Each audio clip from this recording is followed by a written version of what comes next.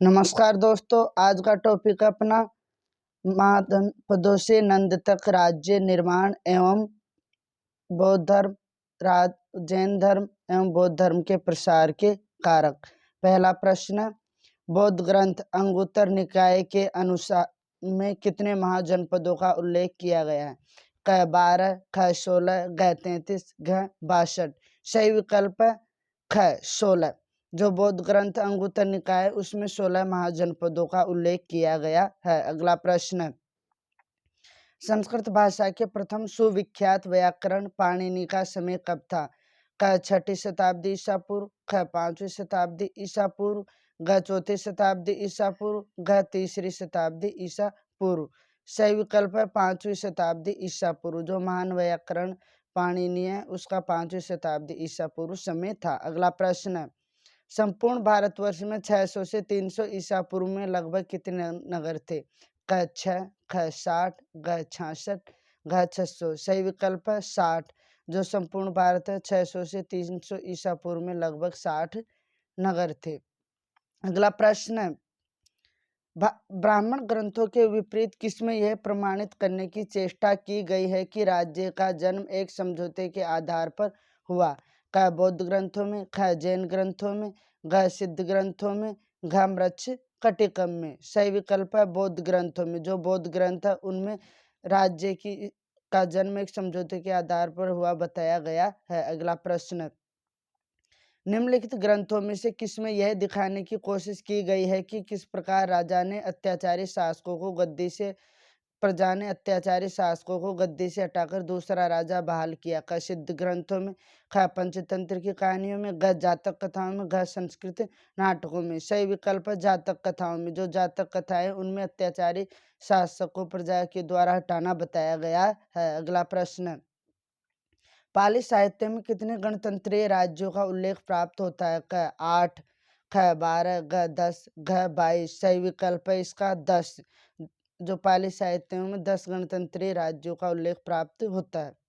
अगला प्रश्न, निम्नलिखित में से कौन सा नगर गंगा और यमुना के संगम पर स्थित था? क वाराणसी, ख अहिच्छत्र, ग कौशाम्बी, घ इंद्रप्रस्थ। सही विकल्प है कौशाम्बी। अगला प्रश्न, निम्नलिखित में किसकी पहचान आधुनिक सहित में जो गोंडा और बहराइच जिलों उत्तर प्रदेश की सीमा पर स्थित है से की गई है? क अहिच्छत्र, ख इंद्रप्रस्थ, घ कौशाम्बी, घ श्रावस्ती। सही विकल्प है श्रावस्ती। जो श्रावस्ती है उसकी पहचान आधुनिक सहित में जो गोंडा और बहराइच जिले उनकी सीमा पर स्थित से की गई है। अगला प्रश्न, किस ग्रंथ से ज्ञात होता है कि शाक्यों की परिषद में 500 सदस्य थे? क दीर्घ निकाय, ख जातक कथाएं, घ पंचतंत्र, घ ललित विस्त्र। सही विकल्प है ललित विस्त्र। ललित विस्त्र से ज्ञात होता है कि शाक्यों की परिषद में 500 सदस्य थे। अगला प्रश्न, लिच्छुओं की राष्ट्रीय परिषद में सदस्यों की संख्या कितनी थी? क 77, ख 777, घ 707, घ 7707। सही विकल्प 7707। जो लिच्छुओं की राष्ट्रीय परिषद थी उसमें सदस्यों की संख्या 7707 थी। अगला प्रश्न, गणराज्यों में संस्थागार क्या था? क सभाभवन, ख सैनिक विभाग, घ कृषि विभाग, घ धार्मिक क्रिया भवन। सही विकल्प सभाभवन। अगला प्रश्न, निम्नलिखित में से कौन गणराज्यों की एक विशेषता थी? क गणराज्यों की जनता को यह आत्मगौरव प्राप्त था कि वह अपना राजा स्वयं चुनती थी। अगर निर्वाचित राजा प्रजा के हितों की सुरक्षा नहीं कर सकता है तो उसे बदला जा सकता है। था गणराज्यों में न्यायिक सुरक्षा एवं न्यायिक स्वतंत्रता की व्यवस्था थी। घ उपयुक्त सभी। सही विकल्प उपयुक्त सभी। जो ये सभी विशेषताएं गणराज्यों की थी। अगला प्रश्न, संपूर्ण देश में 600 से 300 ईसा पूर्व में महानगरों की संख्या 20 थी। इनमें से कितने महानगरों का संबंध गौतम बुद्ध के जीवन से था? क 18, ख 14, घ 12, घ 6। सही विकल्प 6। जो महात्मा गौतम बुद्ध है उनके जीवन का संबंध 6 महानगरों से था। अगला प्रश्न, निम्न में से कौन 6ठी शताब्दी ईसा पूर्व की आर्थिक दशा का सबसे महत्वपूर्ण पहलू है? क व्यापार की प्रगति, ख सिक्कों का प्रचलन, घ नगरों का उत्थान, घ उपरोक्त सभी। सही विकल्प इसका उपरोक्त सभी। जो ये तीनों विकल्प वो सही है। अगला प्रश्न, छठी शताब्दी ईसा पूर्व में कारीगर प्राय श्रेणियों में संगठित थे। प्रत्येक श्रेणी के मुखिया को क्या कहा जाता था? का प्रमुख, ख जैतक, ग सार्थवा, घ उपयुक्त में से कोई नहीं। सही विकल्प है जैतक। जो श्रेणी का मुखिया उसे जैतक कहा जाता था। अगला प्रश्न, किस गृहपति के बारे में बौद्ध साहित्य में यह विवरण आया कि वह सेना को वेतन देता था और गौतम बुद्ध तथा बौद्ध संघ की सेवा के लिए उसने 1250 गायों के झुंड भेंट किए थे? क अनाथ पिंडिका, ख मेंढक, ग श्रेणी, घ उपयुक्त में से कोई नहीं। सही विकल्प है मेंढक। जो मेंढक है वह अपनी सेना को नगद वेतन देता था और गौतम बुद्ध तथा बौद्ध संघ की सेवा के लिए उसने 1250 गायों के झुंड भेंट किए थे। अगला प्रश्न है, मगध का उल्लेख पहली बार कहाँ प्राप्त होता है? क अथर्ववेद, ख शतपथ ब्राह्मण, ग अर्थशास्त्र, गह व्रत संहिता। सही विकल्प अथर्ववेद। जो मगध है उसका पहली बार उल्लेख अथर्ववेद में मिलता है। अगला प्रश्न है, मगध के सबसे प्राचीन राजवंश का संस्थापक कौन था? क जरासंध, ख बृहद्रथ, ग बिंबिसार, घ शिशुनाग। सही विकल्प है इसका बृहद्रथ। जो बृहद्रथ है वो मगध राजवंश प्राचीन राजवंश का संस्थापक था। अगला प्रश्न है, बौद्ध एवं जैन ग्रंथों के अनुसार हर्यक वंश का प्रथम महान शासक कौन था जिसने मगध साम्राज्य की नींव रखी? क शिशुनाग, ख बिंबिसार, घ उदयन, घ बृहद्रथ। सही विकल्प है बिंबिसार। जो बिंबिसार है उसने मगध साम्राज्य की नींव रखी थी। अगला प्रश्न है, बिंबिसार ने तत्कालीन अनेक राजवंशों की राजकुमारियों से वैवाहिक संबंध स्थापित किए। निम्नलिखित में से कौन इसमें शामिल नहीं है? क मद्र की राजकुमारी खेमा, खैर कौशल की राजकुमारी कौशल देवी, ग लिच्छवी राजकुमारी चेलना, घ काशी की देवी। सही विकल्प है काशी की देवी। अगला प्रश्न, अजात शत्रु ने लिच्छवियों की एकता भंग करने के लिए निम्नलिखित में से किसे वैशाली भेजा था? ख जीवा, ख हल, ग वस्कार, घ बेहल। सही विकल्प है वस्कार। जो वस्कार है उसको अजात शत्रु ने लिच्छवियों की एकता भंग करने के लिए वैशाली में भेजा था। अगला प्रश्न है, मगध की राजधानी को राजगृह से हटाकर पाटलिपुत्र कौन ले गया? क शिशुनाग, ख अजात शत्रु, ग उदयन, घ महापद्मनंद। सही विकल्प है उदयन। जो उदयन मगध की राजधानी को राजगृह से हटाकर पाटलिपुत्र ले गया। अगला प्रश्न है, निम्न में से कौन से किस मगध शासक ने अपनी राजधानी वैशाली में बनाई? क अजात शत्रु, ख उदयन, ग शिशुनाग, घ नागदशक। सही विकल्प है शिशुनाग।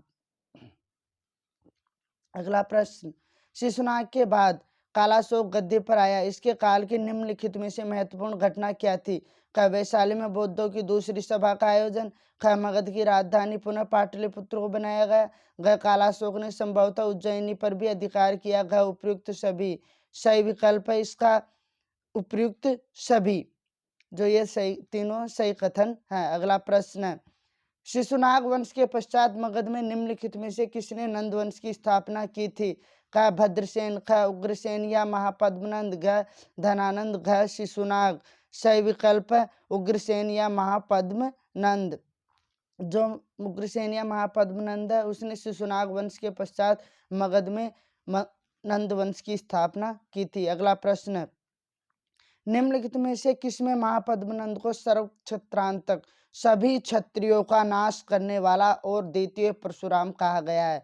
क बौद्ध ग्रंथों में, ख जैन ग्रंथों में, ग ब्राह्मण ग्रंथों में, घ पुराणों में। सही विकल्प है पुराणों में। जो पुराण है उसमें महापद्मनंद को सभी क्षत्रियों का नाश करने वाला बताया गया है।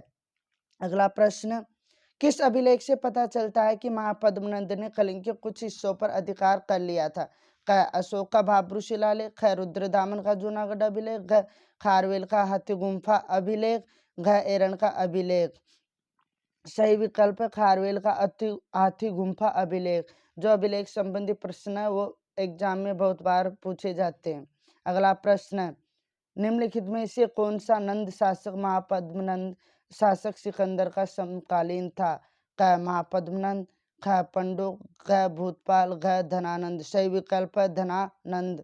अगला प्रश्न है, ईरानी लोगों से भारत के संपर्क का महत्वपूर्ण परिणाम क्या था? क भारत में सोने के सिक्के का प्रचार, ख पश्चिमी भारत में खरोष्टी लिपि का प्रचार, घ भारत में मंदिर बनाने की कला का प्रावधान, घ उपयुक्त में से कोई नहीं। सही विकल्प है इसका भारत में पश्चिमी भारत में खरोष्ठी लिपि का प्रचार। अगला प्रश्न है, खरोष्ठी लिपि लिखी जाती थी दाई से बाई और बाई से दाई और ग ऊपर से नीचे ग नीचे से ऊपर की और सही विकल्प है दाई से बाई और। अगला प्रश्न, निम्नलिखित में से कौन से नरेश अपने साम्राज्य को प्रशासन व्यवस्था के लिए प्रांतों में विभाजित करते थे तथा इन प्रांतों को क्षत्रपी और इन पर राज्य करने वाले मुख्य अधिकारी को क्षत्रप कहा जाता था।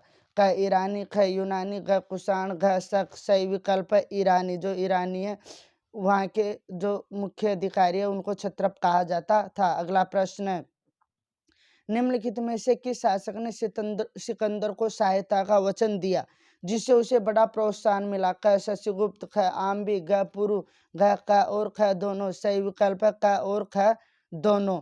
जो शशिगुप्त और आम्बी है उन्होंने सिकंदर को सहायता का वचन दिया जिससे उसने आगे बढ़कर भारत पर आक्रमण किया। अगला प्रश्न है, पुरु का राज्य विस्तृत था क झेलम एवं चेनाब नदियों के बीच, ख रावी एवं व्यास नदियों के बीच, ग व्यास एवं सतलज नदियों के बीच, ग सतलज के दक्षिण में। सही विकल्प है झेलम एवं चेनाब नदियों के बीच। अगला प्रश्न है, भारतीय राजाओं में सर्वप्रथम किसने कुशल प्रशासन की आवश्यकता पर बल दिया? क महापद्मनंद, ख बिंबिसार, ग चंद्रगुप्त मौर्य, घ अशोक। सही विकल्प है बिंबिसार। अगला प्रश्न, भारत के प्रथम साम्राज्य निर्माता किस वंश के शासकों को कहा जाता है? ख हर्यक वंश, ख शिशुनाग वंश, घ मौर्य वंश, घ नंद वंश। सही विकल्प नंद वंश। अगला प्रश्न है, धार्मिक कर्म कांडों के विरुद्ध विचारों की अभिव्यक्ति सर्वप्रथम कहाँ दिखाई पड़ती है? क ब्राह्मण ग्रंथों में, ख उपनिषदों में, घ जैन ग्रंथों में, घ बौद्ध ग्रंथों में। सही विकल्प उपनिषदों में। जो उपनिषद है उसमें धार्मिक कर्म कांडों के विरुद्ध विचारों की अभिव्यक्ति सर्वप्रथम दिखाई पड़ती है। अगला प्रश्न है, निम्नलिखित में से कौन पूर्ण भाग्यवाद के दर्शन को मानते थे? उनका विश्वास था कि नियति मनुष्य के छोटे से छोटे कार्य पर नियंत्रण रखती है और इसे कोई नहीं बदल सकता। क भौतिकवादी, ख अनिश्चयवादी, घ आजीवक, घ चारवाक। सही विकल्प आजीवक। अगला प्रश्न है, पूर्ण भौतिकवाद के प्रचारक कौन थे जिनका विचार था कि मनुष्य मिट्टी का बना हो और मिट्टी में ही मिल जाएगा? क चारवाक, ख बौद्ध, घ जैन, घ आजीवक। सही विकल्प चारवाक। जो चारवाक है उनका मानना था, विचार था कि मनुष्य मिट्टी का बना हो और मिट्टी में ही मिल जाएगा। अगला प्रश्न है, 6ठी शताब्दी ईसा पूर्व में जिस समय भारत में अनेक नए धार्मिक संप्रदायों का उदय हो रहा था उसी समय विश्व के किन भागों में धर्म सुधार आंदोलन चल रहा था? क चीन, ख ईरान, घ यूनान, घ उपयुक्त सभी। सही विकल्प उपयुक्त सभी। उस समय चीन, ईरान यूनान में धार्मिक सुधार आंदोलन चल रहा था। अगला प्रश्न है, किसका विश्वास था कि संसार में केवल 7 ऐसे तत्व हैं जो सदा रहते मिटाए नहीं जा सकते, शेष सब अनित्य हैं? क पूरण काश्यप, ख अजित केश कम्बलिन, घ पकुद कच्चायन, घ संजय भेलुट्टीपुत्र। सही विकल्प पकुद कच्चायन। अगला प्रश्न है, निम्नलिखित में से कौन अक्रियावाद में विश्वास करता था जिसका अर्थ था कर्मों का कोई फल नहीं मिलता? क पूरण काश्यप, ख मक्खली घोषाल, घ अजित केश कम्बलिन, घ पकुद कच्चायन। सही विकल्प पूरण काश्यप। अगला प्रश्न है, यूपो क्या होता था? सिंचाई का साधन, एक प्रकार का भूमिकर, ग यज्ञ के पशु को बांधने के लिए स्तंभ, ग यज्ञ में मंत्र पढ़ने वाले पुरोहितों की दान की सामग्री। ग यज्ञ के पशु को बांधने के लिए स्तंभ। अगला प्रश्न है, निम्नलिखित में किसका मत था कि मानव शरीर 4 तत्वों पृथ्वी, जल, अग्नि तथा वायु से निर्मित है? क गौतम बुद्ध, ख महावीर, ग अजित केश कम्बलिन, घ चारवाक। सही विकल्प अजित केश कम्बलिन। अगला प्रश्न है, आत्मा के शरीर धारण करने का कारण है उसमें कर्म पदार्थ की विद्यमानता। यह कर्म का सिद्धांत किस दर्शन का मूल आधार है? क बौद्ध दर्शन, ख जैन दर्शन, घ आजीवक दर्शन, घ भागवत दर्शन। सही विकल्प जैन दर्शन। अगला प्रश्न है, निम्नलिखित में से किस धर्म में 63 साल का पुरुष महान व्यक्ति हुए? क जैन धर्म, ख बौद्ध धर्म, घ वैष्णव धर्म, घ शैव धर्म। सही विकल्प जैन धर्म। अगला प्रश्न है, बौद्ध धर्म दीपवंश की रचना किस समय हुई? 1ली शताब्दी ईसा पूर्व में, ख 3री शताब्दी ईसा पूर्व में, 4ठी शताब्दी ईसा पूर्व, घ 5वीं शताब्दी ईसा पूर्व। सही विकल्प चौथी शताब्दी ईसा पूर्व। अगला प्रश्न है, थेरवाद का सबसे महत्वपूर्ण संप्रदाय कौन सा था? ख सहसांदिक, ख सर्वास्तिवाद, ग धर्मगुप्त, ग वज्रयान। सही विकल्प है सर्वास्तिवाद। अगला प्रश्न है, थेरवादियों के सिद्धांत ग्रंथ संस्कृत में है किंतु महासंधिकों के ग्रंथ ख हिंदी में है, ख पाली में, ग अर्धमागधी में, घ प्राकृत में है। सही विकल्प है प्राकृत में है। जो थेरवाद है उनके सिद्धांत ग्रंथ प्राकृत में, महासंधिकों के ग्रंथ वो प्राकृत में है। अगला प्रश्न है, वज्रयान की परिधि के अंदर कब एक अन्य संप्रदाय उठ खड़ा हुआ जिसे काल चक्रयान कहा जाता है? क छठी शताब्दी ईस्वी से, ख सातवीं शताब्दी ईस्वी से, ग 10वीं शताब्दी ईस्वी से, घ 12वीं शताब्दी ईस्वी से। सही विकल्प है इसका 10वीं शताब्दी ईस्वी से। अगला प्रश्न है, सहजयान नामक बौद्ध संप्रदाय का विस्तार कहाँ पर था? क मालवा, ख कश्मीर, ग श्रीलंका, घ बंगाल। सही विकल्प है Bengal. Thanks for watching the video, like and subscribe the channel and give your comment feedback in comment box. अपने जो उत्तर है वो कमेंट बॉक्स में ज़रूर